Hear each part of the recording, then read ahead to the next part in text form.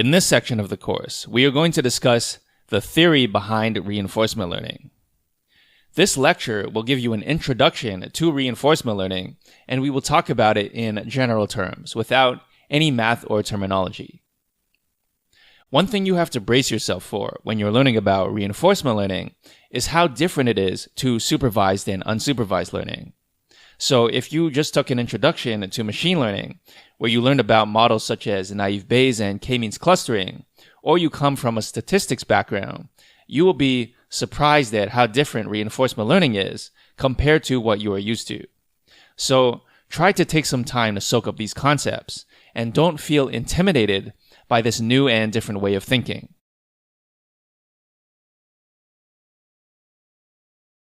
I want to begin by thinking about supervised learning.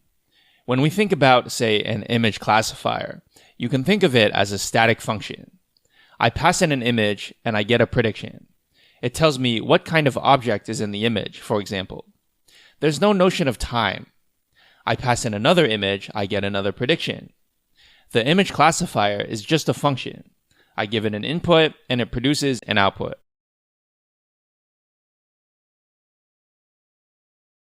So what do I mean by static and what do I mean by time?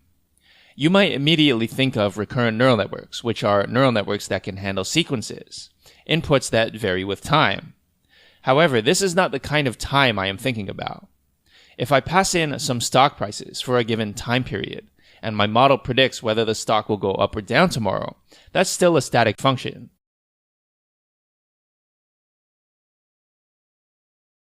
Here's what I mean by time. Imagine you are building a self-driving car simulation. At each moment in time, your neural network can take a snapshot of the screen and decide what to do next. Should I steer left? Should I steer right? Accelerate or brake?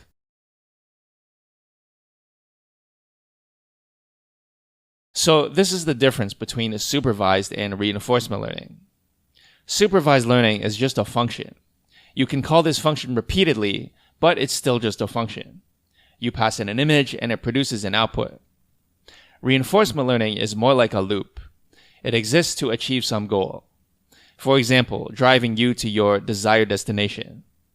Inside the loop, yes, it still takes in an image and produces an output that specifies how to control the car. But importantly, this reinforcement learning program has the concept of time. It doesn't think about just what is this image, how do I translate this image into an output prediction. Instead, it has the capacity to plan for the future. Even though at this moment, the car may only see where it is on the road right now, it knows that there is some sequence of actions it must take in the future that will lead it towards its goal. Alright, so that's the major difference between supervised learning and reinforcement learning. With supervised learning, we have no concept of a goal or the future or planning. We just take an input and produce an output. It's a static function. With reinforcement learning, we have a plan, and that plan can be carried out in the future to reach some predefined goal.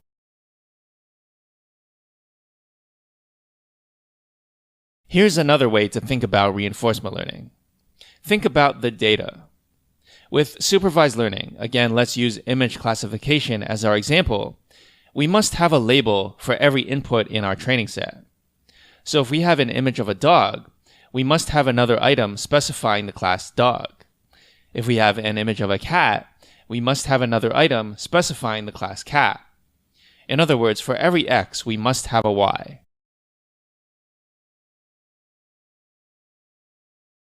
It's important to remember that labeled datasets must be made by humans. Sometimes students have this really funny idea that we should just automate the creation of labeled datasets.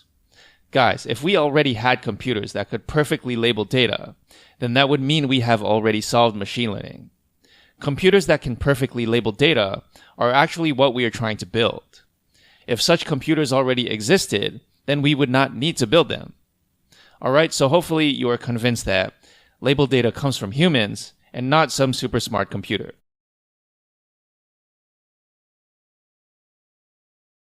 Why is this important? Well, think about our self-driving car again. Take this image of the road.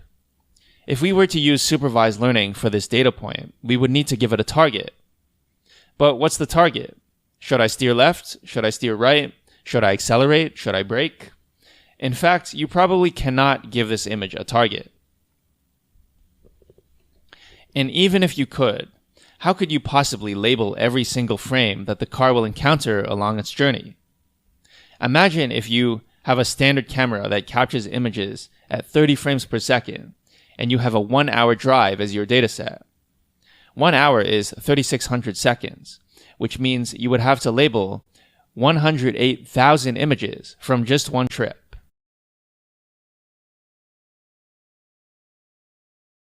Instead, reinforcement learning learns using goals rather than targets.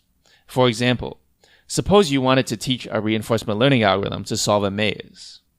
In this scenario, the goal would be finding the maze exit.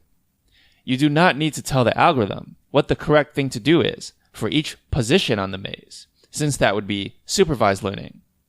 Instead, the only thing the reinforcement learning algorithm needs to know is what is the goal.